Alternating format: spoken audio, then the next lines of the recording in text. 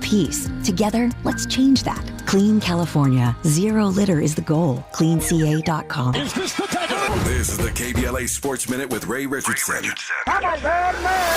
With President Obama in the house, Clippers guard James Harden delivered a spectacular performance Wednesday night at the Intuit Dome in Inglewood. Harden dropped 50 points in the Clippers' 123-115 win over Detroit, helping the Clippers to snap a three-game losing streak. The 35-year-old Harden is the first Clippers player to reach 50 since Lou Williams did it at Golden State on January 10, 2018. Obama, who sat next to Clippers owner Steve Ballmer on the baseline, saw Harden make 14 to 24 shots, including 6 three-pointers. He also made 16 of 20 free throws. Harden ranks 4th in the NBA in 50-point games. Wilt Chamberlain is the all-time leader with 118, followed by Michael Jordan with 31 and Kobe with 25. The Lakers are home tonight against the New York Knicks at Crypto.com. The Lakers, number 2 in the Western Conference, are going for their 8th straight win. No debates, no speculation, just the info you need. That's your KBLA Sports Minute. I'm Ray Richardson. More news, opinions, and conversation when we come forward on KBLA Talk 1580.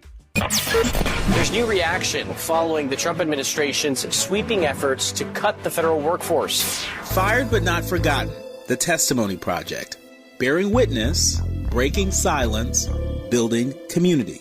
KBLA Talk 1580 is committed to amplifying the voices of black federal workers impacted by the mass firings. Rooted in the black tradition of testimony, this initiative ensures that those who served us are not erased from history. Through firsthand accounts, investigative storytelling, and community-driven dialogue, we intend to expose injustice, preserve truth, and demand accountability.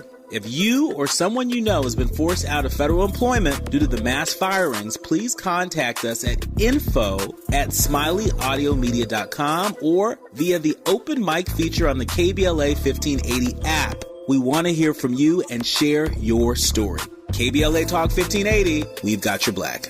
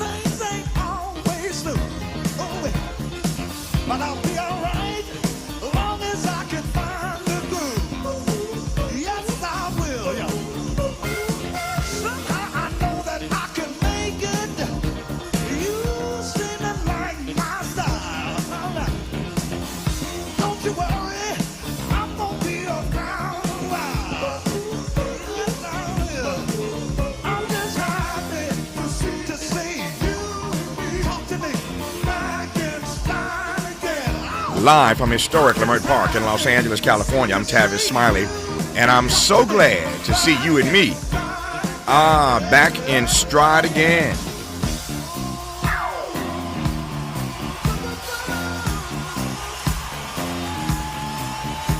Before we get started with today's show, let me invite you to follow me on Facebook and Instagram at The Real Tavis Smiley, and get updates on X, that's formerly Twitter, at Tavis Smiley. By the way, should you miss any part of today's program or want to catch up on previous shows, you can always visit thetavisSmileyShow.com. That's thetavisSmileyShow.com, or wherever you get your podcast, and listen to the Tavis Smiley podcast version of this live program at your leisure. Another great show on tap for you today. In our second hour, Arab-Jewish journalist Rachel Shabi on her new book, Off-White, The Truth About Anti-Semitism. We will talk about why notions or claims of anti-Semitism. First of all, we're going to define that, right? That definition is more elastic than any term I can think of right about now.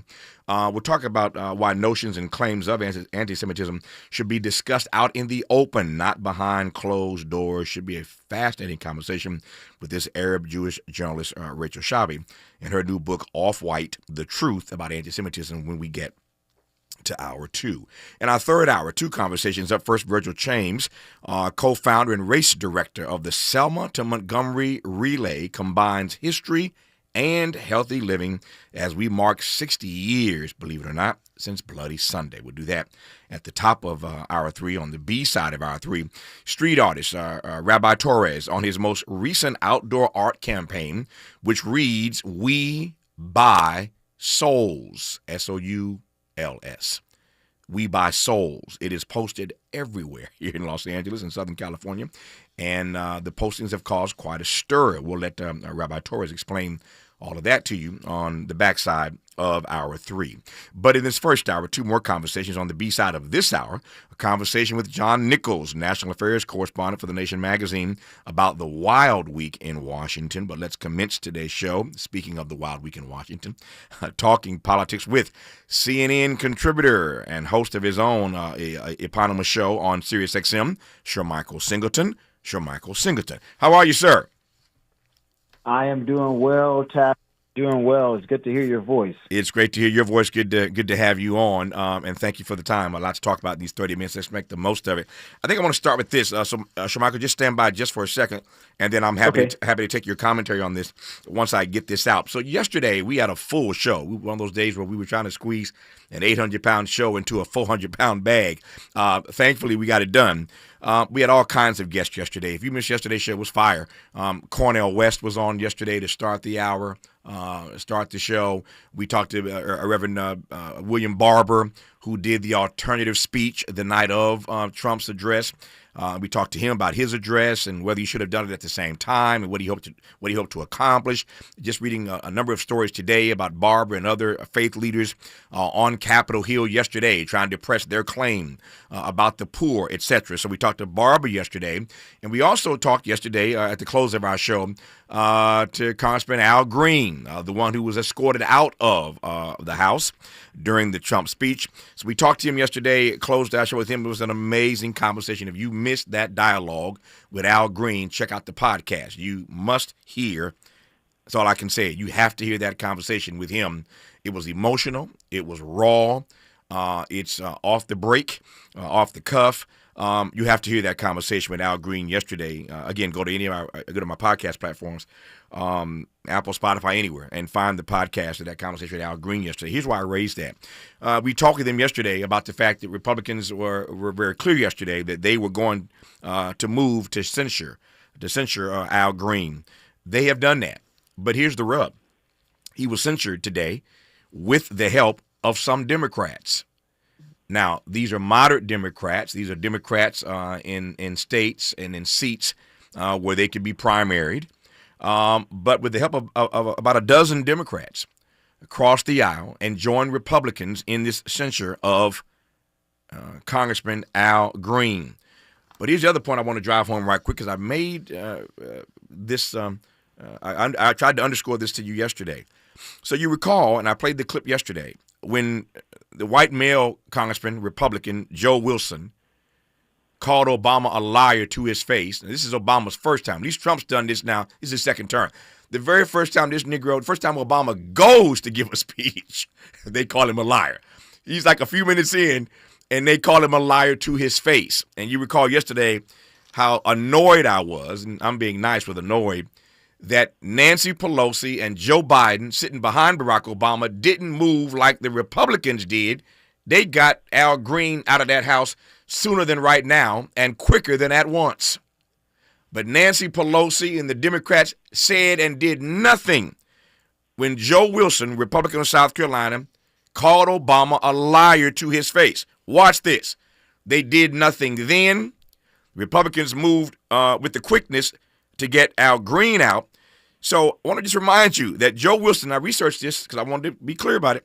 Joe Wilson was reprimanded for calling Barack Obama a liar. Wait for it. You already know where I'm going. A reprimand in the House is far less serious than censure. Not even close. Al Green told us yesterday he's going to take the pain. He knows what he did. He's going to acknowledge it, and whatever the pain and punishment is, he will deal with it. But you take my point. Not only did Joe Wilson not get removed when he called Obama a liar to his face, but he was just reprimanded. Just slap on the hand. I didn't get that. Yeah, you got it. He got it. Just a slap on the hand, just a reprimand. But Al Green has now been censured by the House. I'll leave that there. I'll leave that there for now, but I just wanted to start the program with that update about what happened. We knew the censure was coming, But I want to just, again, put in context the way Democrats move, the way Democrats show up or not versus how Republicans move and show up. You take my point, I'm done with it. But I wanted to make sure that I started the show updating you on that. Before I get to Michael Singleton, let him respond to the censure of Al Green and some other stuff we will get to. We all saw the sad news yesterday that Roy Ayers, the godfather of Neo Soul, passed away at the age of 84. I keep saying it. I'm digging into my vault way too much. I haven't had a chance to even go into the vault to pull my Roy Ayers conversations over the years, but I certainly want to just acknowledge that Roy Ayers has passed away at the age of 84. It's just happening far too frequently. We are losing these amazing geniuses. You're listening to Tavis Smiley. Sunshine. Everybody loves the sunshine. Sunshine. Folks get down in the sunshine. Sunshine. From the Mert Park with love, this is Tavis Smiley. Robinhood Gold members can now enjoy the VIP treatment, receiving a 3% IRA match on annual retirement contributions. With Robinhood Gold, the perks of the high net worth are now available for any net worth. The new gold standard is here with Robinhood Gold. To receive a 3% boost on annual IRA contributions, sign up at Robinhood.com/gold. Investing involves risk. 3% match requires Robinhood Gold $5 a month for 1 year from first match. Must keep funds in IRA for 5 years. Go to Robinhood.com/boost. Robinhood Financial LLC member SIPC. Gold membership is offered by Robinhood Gold LLC. Make a move into a home of your own. With City National Bank's Ladder Up Home Loan Grant, you could receive up to $20,000 that you never need to pay back. Use it toward your down payment, save on closing costs, or to buy down your mortgage rate. Find out more at cnb.com/ladderuphome. City National, here for every stage of the journey. Property must be in a qualifying market in California, New York, or New Jersey. Additional terms and conditions apply. Not all applicants will qualify. Terms are subject to change without notice. City National Bank is an equal housing lender. Member FDIC. NMLS number 536994. There's new reaction following the Trump administration's sweeping efforts to cut the federal workforce. Fired but not forgotten. The Testimony Project. Bearing witness, breaking silence, building community.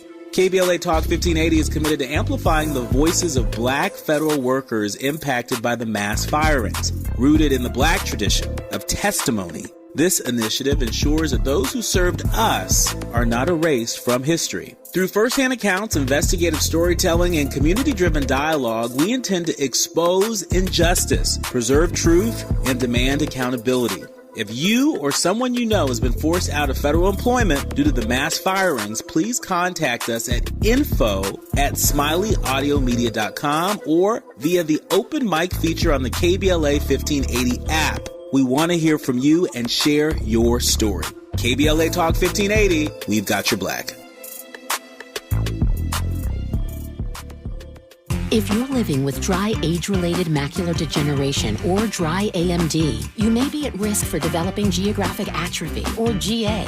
GA can be unpredictable and progress rapidly, leading to irreversible vision loss. Now there's something you can do to slow it down and get it going slower. Izervay is proven to slow GA progression. Izervay gets GA going slower. Izervay or avacincaptad pagel is a prescription eye injection used to treat GA. Don't take it if you have an infection or active swelling in or around your eye. Izervay can cause eye infection, retinal detachment, or increased risk of wet AMD. Izervay may temporarily increase eye pressure. Your vision may be impaired after an eye injection or exam. Don't delay. Ask your doctor about Izervay today.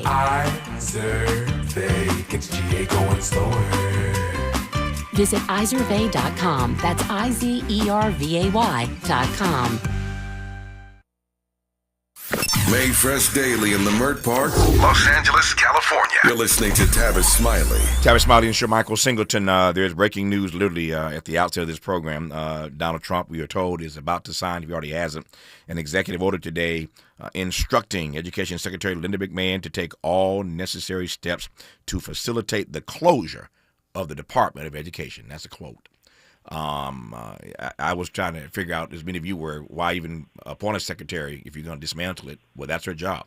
Her job apparently is to dismantle the Department of Education. Again, we're early out here on the West Coast at the moment, so I don't know where we are in this process, but that is the story that we're tracking now, that today he's going to make that move and direct her to just dismantle that department. There's also news that another court has told Trump that he cannot freeze these monies, and so I'm trying to navigate this as quickly as I can. First of all, Shamaka, good to hear your voice. You doing okay, man? It's one of those days, man. It's one of those days. Holy smoke, man! God. I thought we were just gonna have a good conversation about last night. As you know, I say all the time, in our industry, it's either feast or famine, right? Some days you look up like, what am I going to talk about today? And there are other days there's so much stuff you can't get to all of it. Let me start with and I'll do this broadly and give you a few minutes to go as you will. But what are your thoughts now, 48 hours later, a couple hours later, about what happened? I called it the Capitol Circus, the spectacle. What was your read of that night? Again, you're more conservative than I am, clearly. What was your read of that? And feel free to comment on the censure of Representative Al Green. Yeah, I'll start with Congressman Green out of Texas.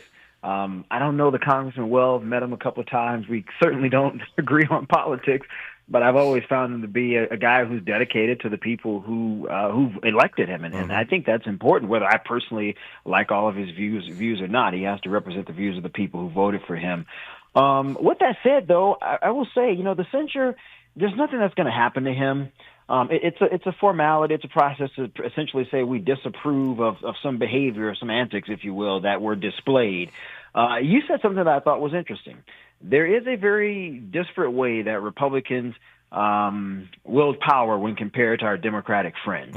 And it's funny because I actually brought this up during a commercial break on CNN last night about the Joe Wilson comment. I did not like that at all. I just thought it was disrespectful, whether the president is of your party or not. I just think there's certain levels of decorum that must always be maintained. That's right. And Republicans, they said, hey, wait a minute, we're not going to tolerate this.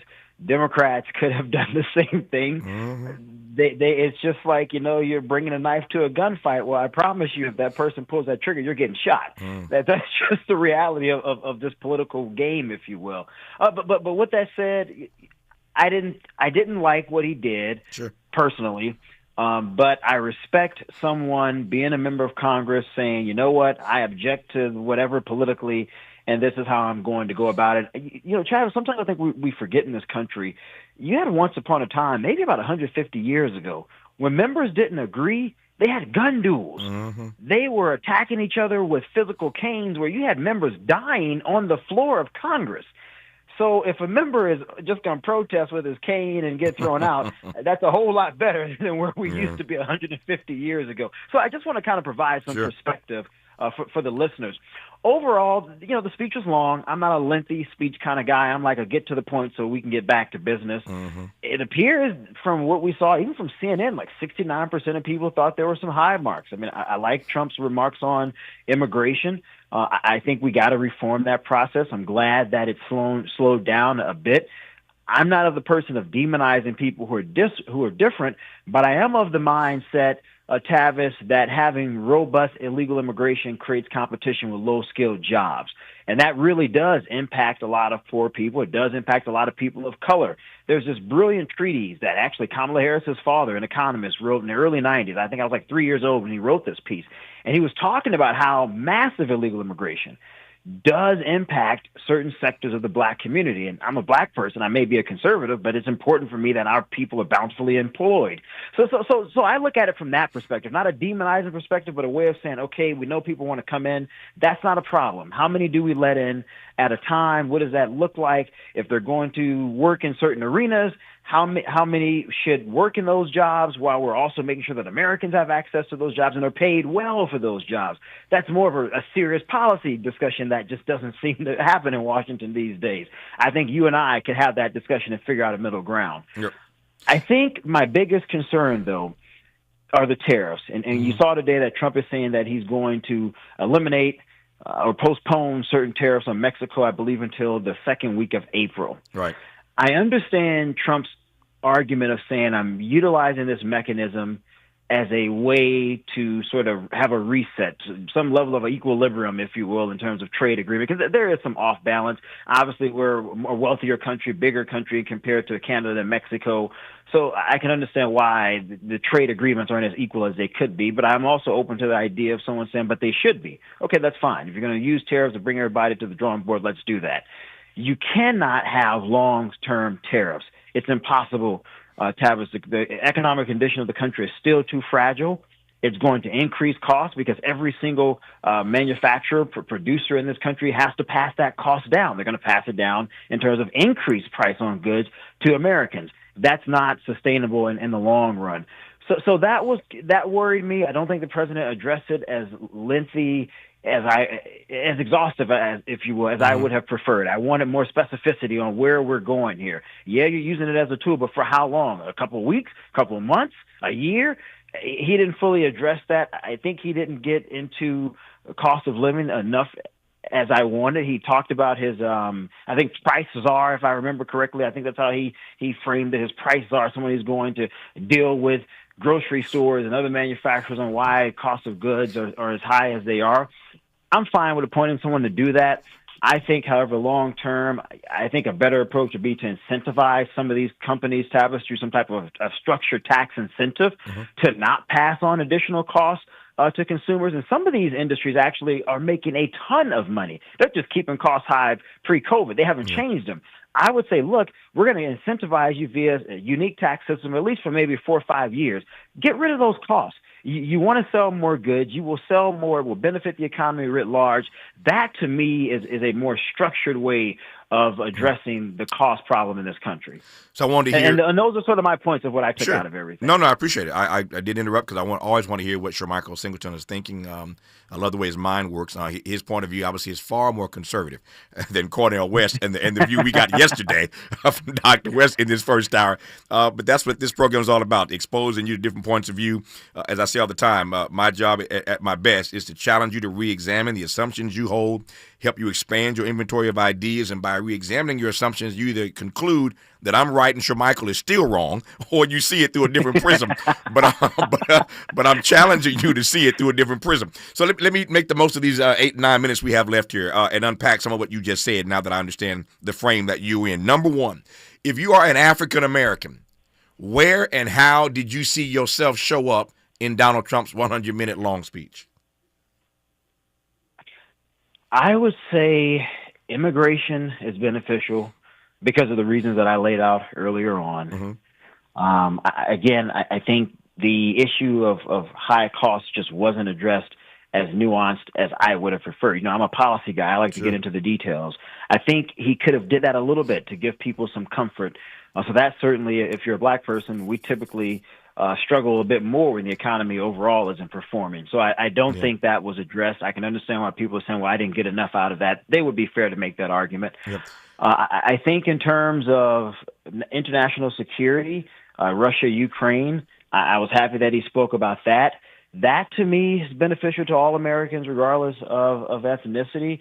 But in terms of something very specific for any one particular group, I don't think he really did that. And this isn't trying to be like partisan one way or the other. I just don't think he really did that in the speech at all. Well, that's my point. I think that you're the president of the United States and you give a joint address, an address to a joint session of Congress, people need to see themselves, hear themselves, imagine themselves in your text.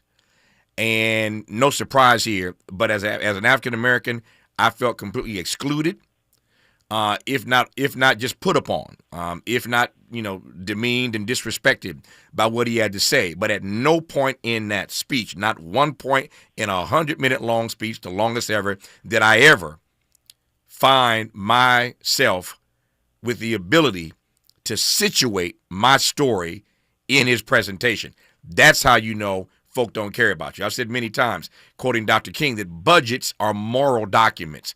Budgets are moral documents. You can say what you say, but when you put your budget on the table, I see your priorities. I see what matters to you. The same is true of presidents giving these addresses. When you stand up and give your presentation, and I can't find myself nowhere in nothing you said or done. Clearly, I am not important to you. I digress on that for now. Second issue. You raised this point earlier, picking up on what I said, but I'm just curious as to your read, Shermichael, as to why Democrats move the way they do versus Republicans. It's this notion of playing nice in the sandbox, this notion of go along to get along. Republicans just don't do that. I've said many times, I can't stand Trump trying to govern by executive order, but there's something about the fact he's running his agenda, running it aggressively from day one, that does appeal to me. I don't like them kicking Al Green out when they didn't do it to Joe Wilson, but you can't be mad at somebody running their play. Democrats just tend not to do that. What is that about? You know, politics, Tavis, you know this. You've been around this business and media, business, politics for hell longer than I've been alive at 34. And it's a blood sport. It's a contact sport. And you really do have to be aggressive about moving your agenda forward. And it's so funny because I love bipartisanship. I have a ton of friends who are Democrats. I have friends who are liberals. I have friends who are far, far left. And we don't agree on anything, but I love the intellectual, rigorous debates that we have, because I just find the way they view the world to be very fascinating because it's so different from me. And I think there's always something to learn in those types of engagements. But our country really wasn't built to be like bipartisan. We were actually structured to have vociferous debates on things. There's a reason it takes forever to actually move the needle forward on anything, because a part of the disagreement, or part of the concern, I should say, from the framers' perspective, and you can read it in some of the Federalist documents, was we don't want the country in the future to have swift, broad changes and regret those things. Yeah. So we want debate, a lot of debate, and we want the process of moving things forward to be slow and rigorous, because the idea, at least at that time, I don't think we do a good job of this today, but was that nuance and specificity and depth and being objective and methodical actually mattered. And we don't do that today, Tavis. So I think Democrats, to my Democratic friends, and I told them this all the time, I said, hey, you guys got to come more stronger and tougher. We will be fine on my side. We can handle that. But the system needs two very, very strong and aggressive parties really hammering out the great details of policy in order to move things forward. And what I would argue is the best direction for all Americans. I'm a Republican, but I understand that all of my views and perspectives may not meet the needs or demands, and Tavis, you and I have spoken about this in the past, of people who don't agree with me. So then my obligation, I would argue, as a conservative, is to say, okay, these are my perspectives. This is the way I would like to govern. But there's a whole host of other people who don't view the world from this place. So then how in the world can I meet them where they are to also address their needs? And sometimes you need somebody on the other side to say, we're going to box it out so I can make sure you get there. And I'm okay with that. Democrats don't seem to be willing to do that. I'm okay with the fight. But in the last 60 seconds I have, I'll give it to you. The question is, as a black conservative, whether you think, broadly speaking, Trump has just gone too far from demonizing and humiliating the president of Ukraine. You referenced Ukraine earlier. To this federal court now saying that his freeze on federal funding has gone too far. He's been stopped again. Much of the black middle class was built by federal jobs. We're the ones being pushed out of these jobs. I got 45 seconds left. Has he gone too far for you as a black conservative? That's a good question. So I'll start with Ukraine quickly here. We cannot fund Ukraine in perpetuity. You got to have a resolution. I would have preferred for that fight to occur not in front of the cameras, because it does happen all the time. I didn't particularly like that. I know a lot of people who weren't comfortable with it, even strong supporters of the president. Sure. As it pertains to budgets, I do think we got to shrink the size of government. I've been referencing this on CNN every day that I've been on. I would prefer to borrow from Bill Clinton's playbook.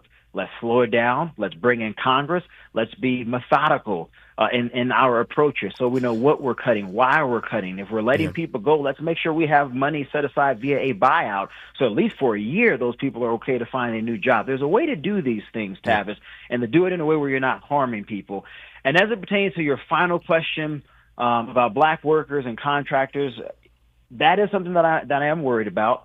I understand the arguments about DEI on both sides around. I think if the argument's going to be that we're giving people an opportunity because of merit, then merit truly must mean, regardless of your race, if you're qualified, then you should have an equal opportunity as everybody else. And I think that's fair. I'm out of time. I appreciate the comment. I say what I said yesterday, that you can be black and the most qualified at the same time. I digress for now. We'll continue with Michael Singleton next time he's on this program. Appreciate you, man. Have a great rest of your day, and congrats on that baby. Thank you, Tavis. Thank you, man. Thank you. Michael got a new baby, a beautiful little baby. More of Tavis Smiley when we come forward. Helping to stretch your moral and political imagination. This is Tavis Smiley.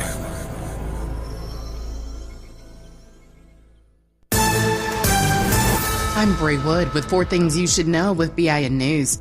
The White House has confirmed direct talks with Hamas over the release of U.S. hostages. Press Secretary Caroline Leavitt stated that President Trump views the talks as a good faith effort for Americans. Israel was consulted. Washington, D.C.'s Black Lives Matter Plaza will be replaced with a mural project for America's 250th birthday. This follows a House bill proposal to rename the area Liberty Plaza and remove the 2020 mural. Hospitals see a spike of heart attacks on the Monday after daylight saving time starts, likely due to lost sleep. To adjust, experts suggest going to bed and waking up 15 minutes earlier for a few days before the change. And legendary musician Roy Ayers, known for Everybody Loves the Sunshine, has died at 84 after a long illness. He was a highly influential jazz-funk pioneer and collaborator. His music has been widely sampled by many artists. Get BIN News on demand 24/7 on the iHeartRadio app. Imagine a photograph of your favorite place in California. Then right in the middle of it, one piece of litter. Litter has no place in our lives, not one piece. Together, let's change that. Clean California. Zero litter is the goal. CleanCA.com. This is the KBLA Sports Minute with Ray Richardson. With President Obama in the house, Clippers guard James Harden delivered a spectacular performance Wednesday night at the Intuit Dome in Inglewood. Harden dropped 50 points in the Clippers' 123-115 win over Detroit, helping the Clippers to snap a 3-game losing streak. The 35-year-old Harden is the first Clippers player to reach 50 since Lou Williams did it at Golden State on January 10, 2018. Obama, who sat next to Clippers owner Steve Ballmer on the baseline, saw Harden make 14 to 24 shots, including 6 3-pointers. He also made 16 of 20 free throws. Harden ranks 4th in the NBA in 50-point games. Wilt Chamberlain is the all-time leader with 118, followed by Michael Jordan with 31 and Kobe with 25. The Lakers are home tonight against the New York Knicks at Crypto.com. The Lakers, number 2 in the Western Conference, are going for their 8th straight win. No debates, no speculation, just the info you need. That's your KBLA Sports Minute. I'm Ray Richardson. More news, opinions, and conversation when we come forward on KBLA Talk 1580.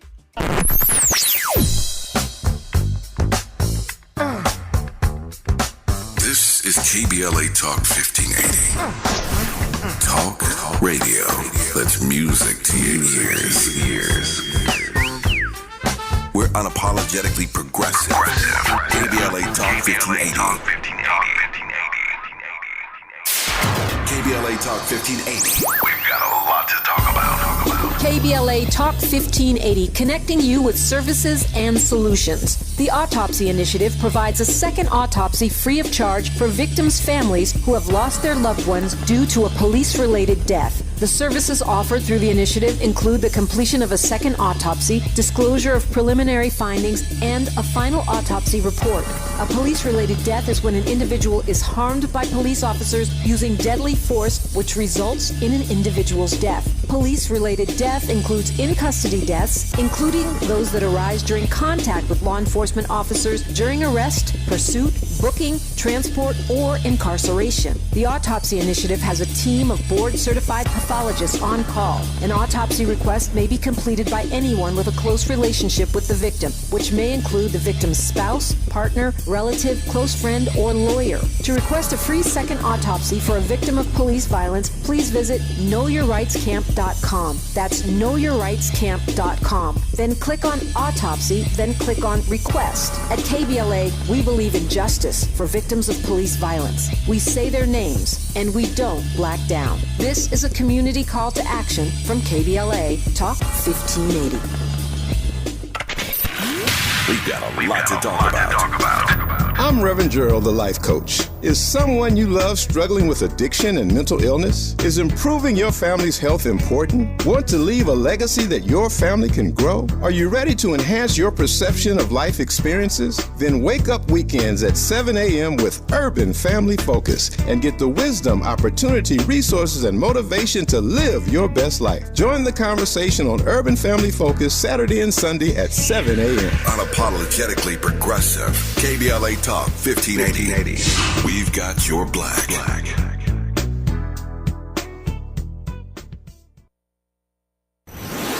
Let's get back to more of this rich dialogue with Tavis Smiley. Tavis Smiley and John Nichols, National Affairs Correspondent for The Nation magazine. We'll keep this party going, talking about politics in this first hour. Just had a spirited conversation with a black conservative, my friend Michael Singleton. That is no John Nichols.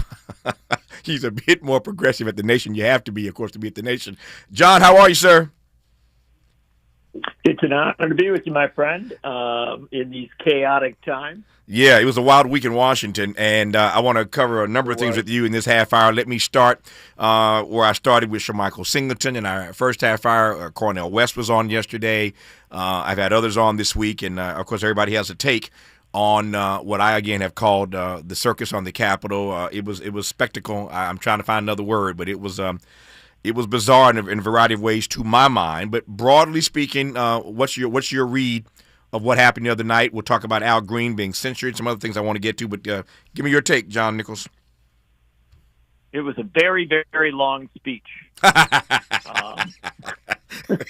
Breaking news. It was a very, very long speech. All right, John, keep going. All right, 99 minutes. You can fit a lot into that. And look, here's the bottom line. Trump tried to give a more coherent and focused traditional speech to the Congress. He kept to his script pretty aggressively. And there were, frankly, there were points where he handled things pretty well. I think a lot of times shouting out to the kid who's struggling with cancer, things like that. It was an effective sort of classic presidential speech.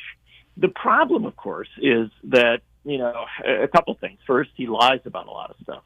And so there were an awful lot of points that were, not rooted in reality.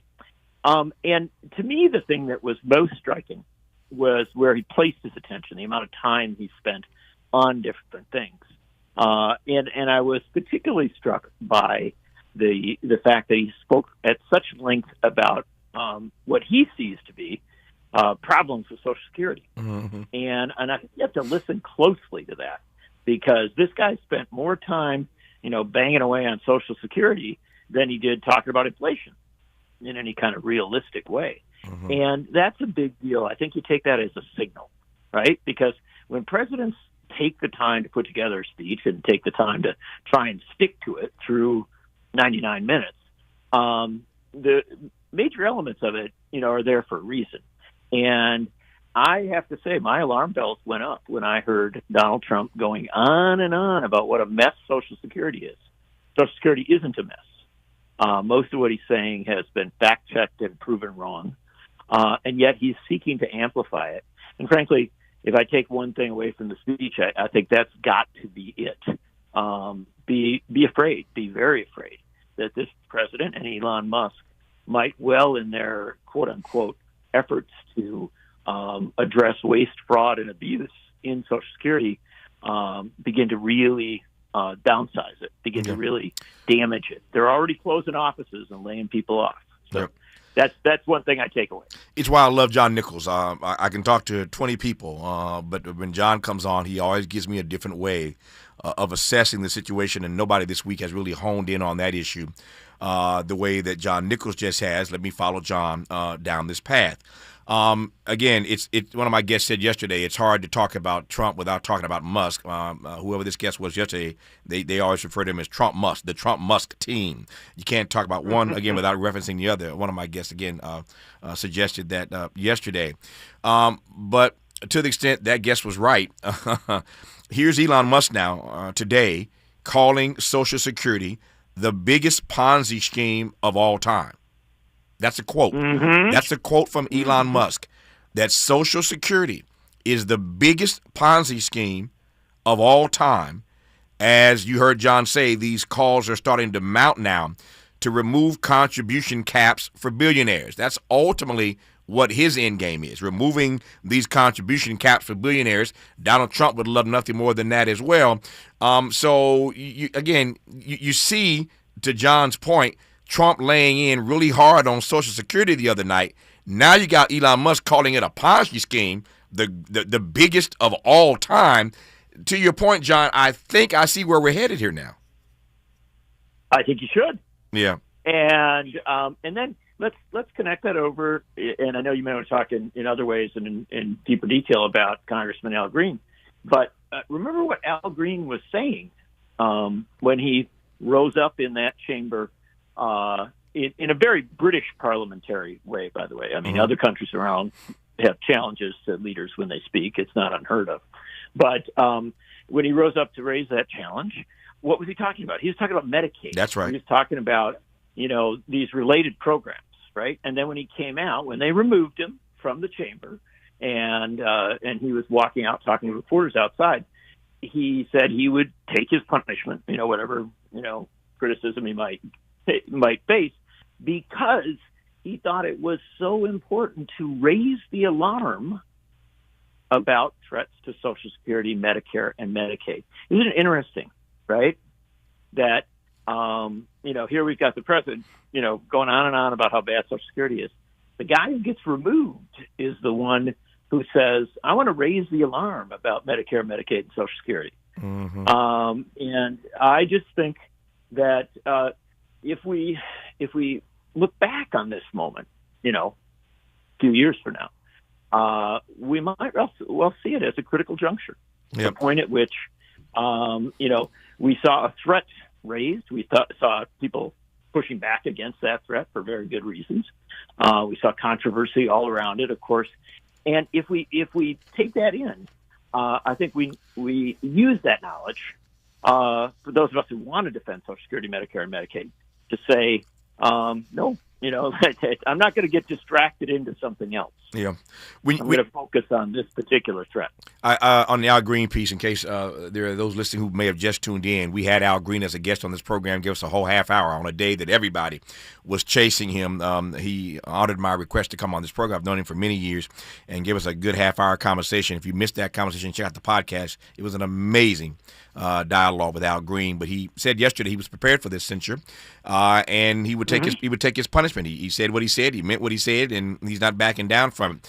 But I said earlier that Democrats about a dozen Democrats joined Republicans in this censure of Al Green, which is far more serious than the reprimand that Joe got, the other Joe. The congressman, what's his last name? Joe Wilson. Joe Wilson. Thank you. Wilson. Yeah, that's it. Far less punishment, far greater punishment the censure is than the reprimand, the slap on the hand that they gave Joe Wilson when he called Obama a liar to his face. And Democrats, I repeat again, did not escort him out the way Republicans did with Al Green. So don't get me started again. I've been screaming about this for days, about the way the Democrats move and the way Republicans move. I'm done with that for now. Here's my point right quick. I'm thinking about, let me just tee this up and let you respond when we come forward. So we're just talking about Elon Musk calling Social Security the biggest Ponzi scheme of all time. That's what Team Trump thinks of Social Security. If you're listening to me now and you are a listener of a certain age, hear me. They're coming after Social Security. It's the oligarchs advancing their agenda. John just wrote a piece about how oligarchy is alive and well in the nation's capital. This piece is connected to Jeff Bezos, but they're all in the same group. So we will talk when we come forward about the ways in which we are seeing these oligarchs just have their way, except in those cases where the courts are slowing them down. They're having their way, and now they've put Social Security in their crosshairs. We'll talk about that when we come forward with John Nichols on Tavis Smiley. From California to the Carolinas, everybody's listening to Tavis. More when we come forward.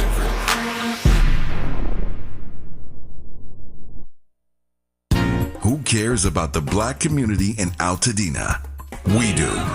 On Saturday, March 8th at 10 a.m., it's the premiere of Conversation Live, Altadena Rising with James Farr. This new weekly show will explore the deep roots and resilience of Altadena's Black community as we track its recovery and reimagine its future. From relief efforts to rebuilding, we're raising up voices, stories, and solutions to build back Black Altadena better and stronger than ever. It's Conversation Live, Altadena Rising with James Farr, every Saturday at 10 a.m. beginning Saturday, March 8th, with an encore presentation, Sundays at noon. James Farr, the man who is the voice for Black Los Angeles. At KBLA Talk 1580, we've got your black.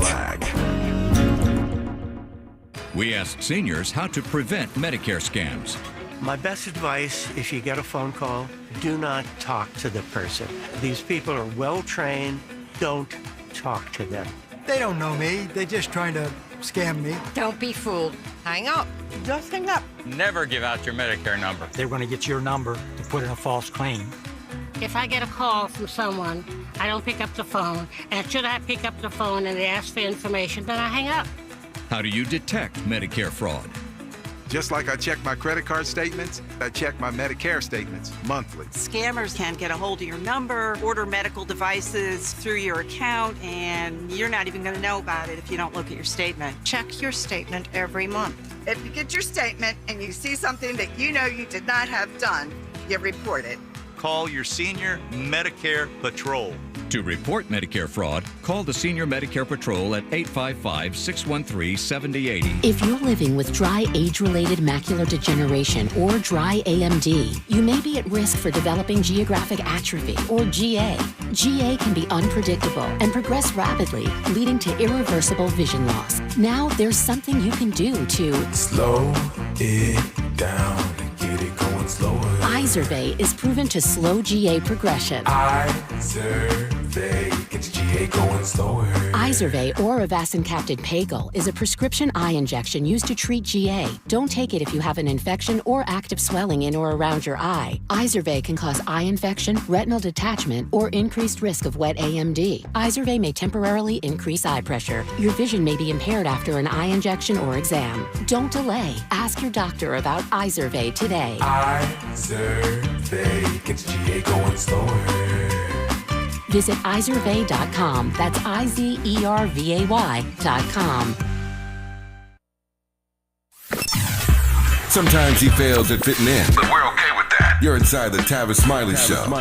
You are indeed with John Nichols of The Nation magazine. We see the way these oligarchs are moving. Again, in case you've just tuned in, Donald Trump doubled down on Social Security the other night in that speech, that 100-minute speech.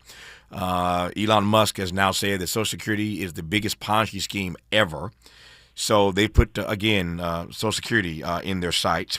Elon Musk has also said he wants to privatize Amtrak, privatize the Postal Service. Of course, just more trinkets for these oligarchs to pick off one at a time. What say you about the way that oligarchy is run amok in Washington right about now, John Nichols?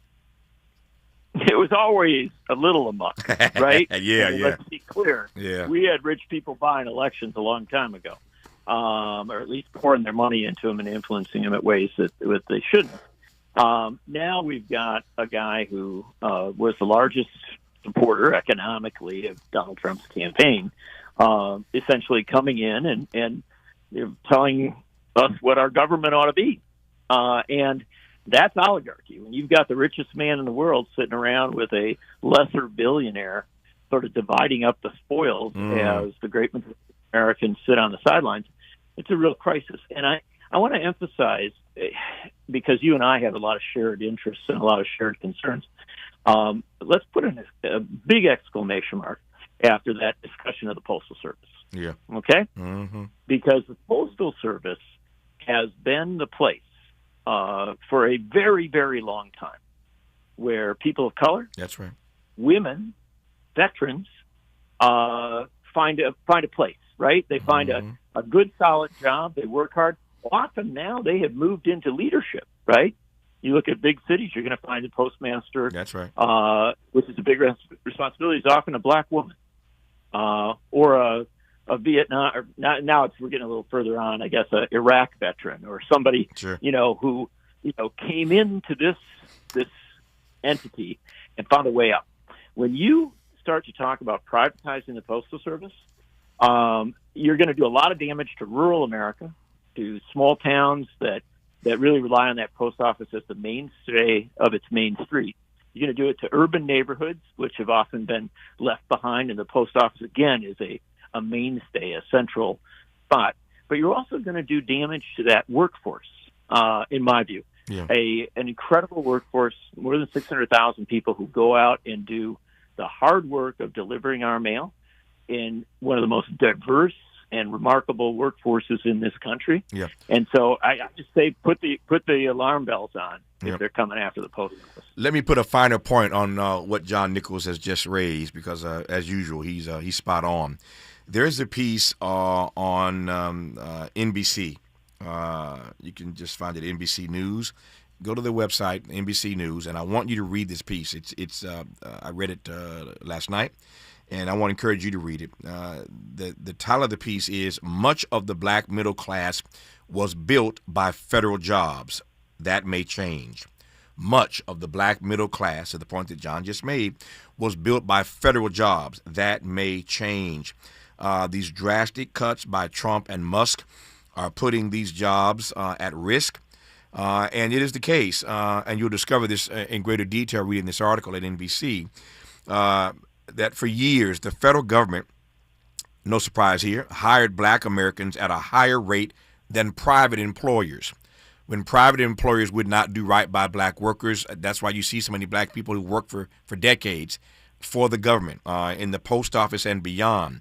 But it is the case that in this country that the federal government for years hired black folk at a much faster pace, at a much higher rate than private employers. And now this attack that Trump and Musk are waging on these federal jobs is going to impact black people and, more to the point, the black middle class. That's a reality that we need to start to wrestle with sooner than right now, as I said earlier, and quicker than that once. We'll talk about that and a couple of things I want to get to when we come forward in our remaining moments with John Nichols on Tavis Smiley. This is getting good. Yeah, man. Tavis Smiley continues when we come forward.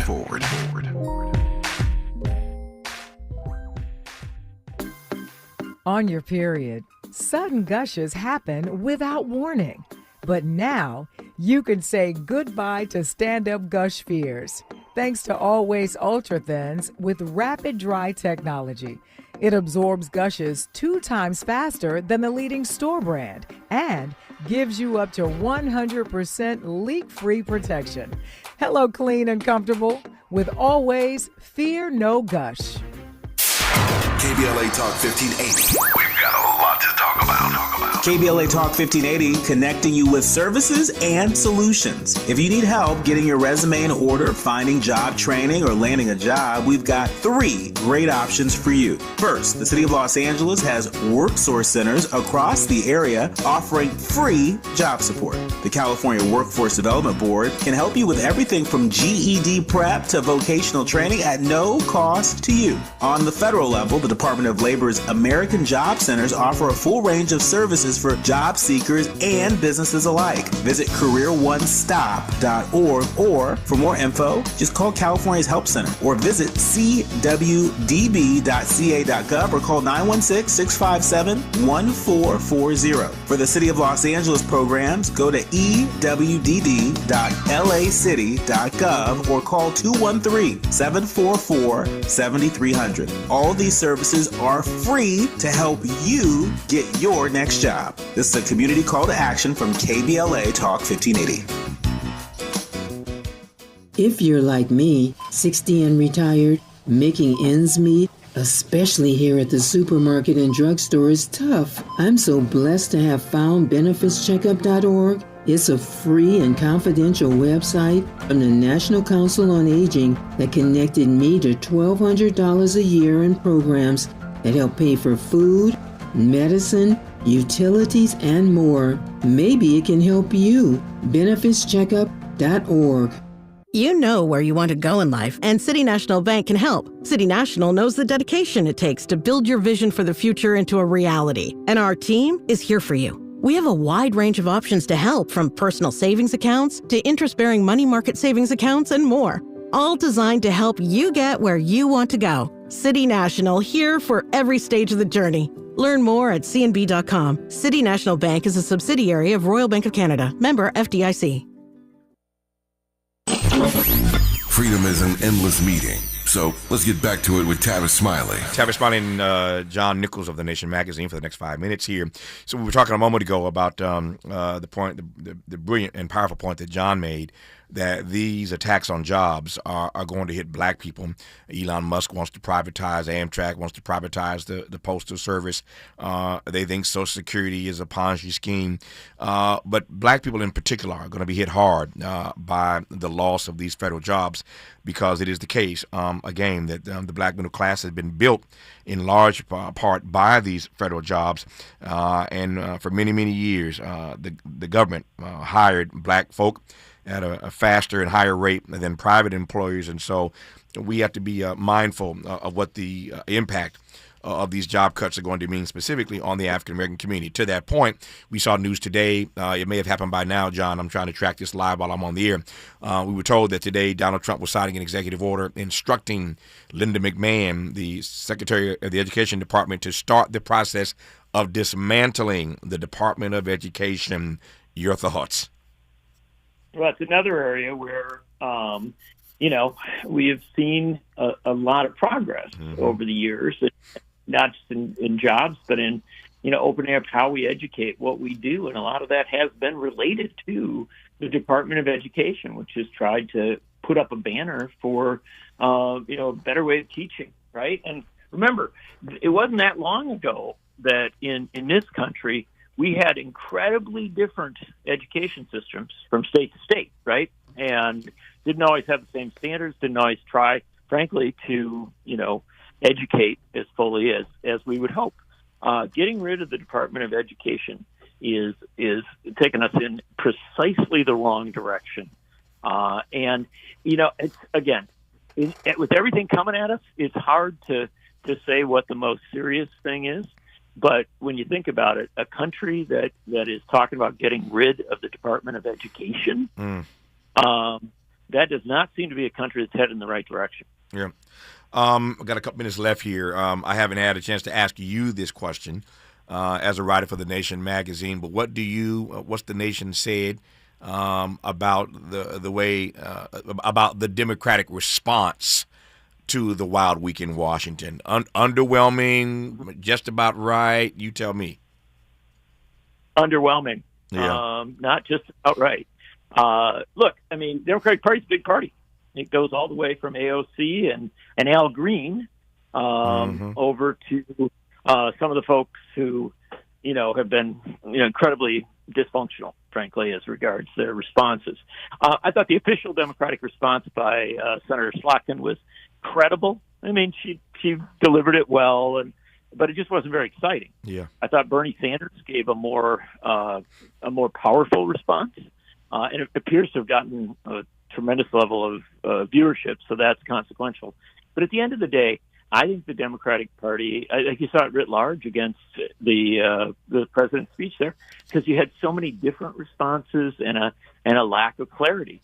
That's why, you asked me about the speech by the president. There's a million ways we could have gone. I chose to focus in on Social Security because I think that's a really big threat.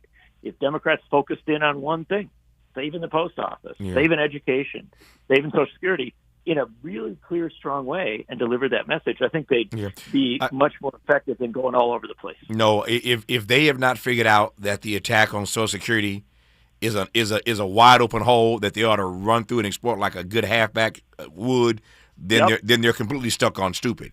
If you are looking, to John's brilliant point, if you are looking for an issue to run on, to navigate, to exploit, looking for a hole to run through, there it is.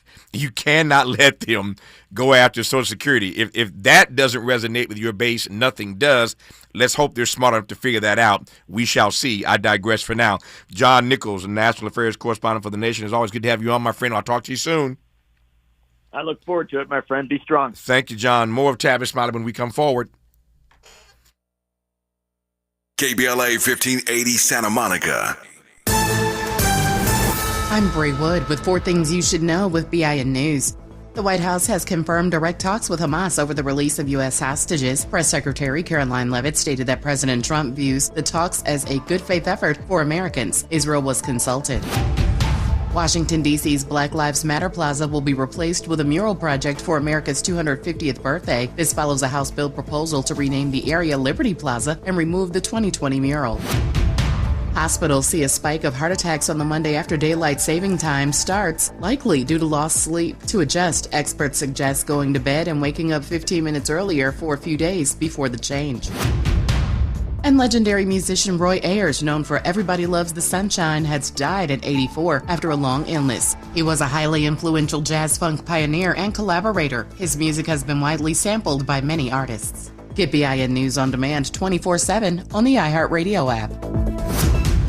Imagine a photograph of your favorite place in California. Then right in the middle of it, one piece of litter. Litter has no place in our lives, not one piece. Together, let's change that. Clean California. Zero litter is the goal. CleanCA.com. This is the KBLA Sports Minute with Ray Richardson.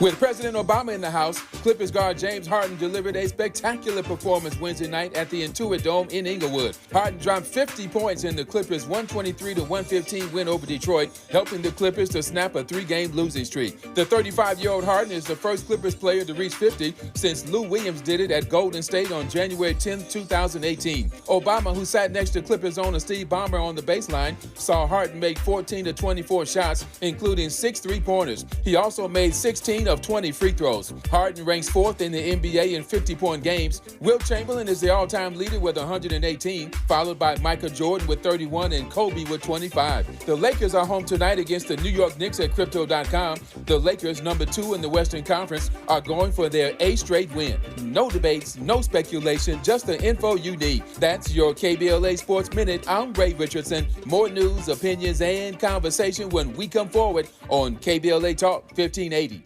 KBLA Talk 1580 is pleased to announce that like George and Weezy, Well, we're moving on now. earlier this year, we were named as semifinalists for the American Climate Leadership Awards 2025. Wait for it. Wait for it. You ready? KBLA Talk 1580 was recently selected as one of 10 finalists being considered for this prestigious award. Hundreds of organizations, institutions, and even cities were nominated in the selection process. But KBLA Talk 1580 has made it to the finals. You're invited to watch live on Wednesday, April 16th at 10 a.m. Pacific, 1 p.m. Eastern, 12 p.m. Central, as Eco America announces the winner and the runner-up, awarding over $200,000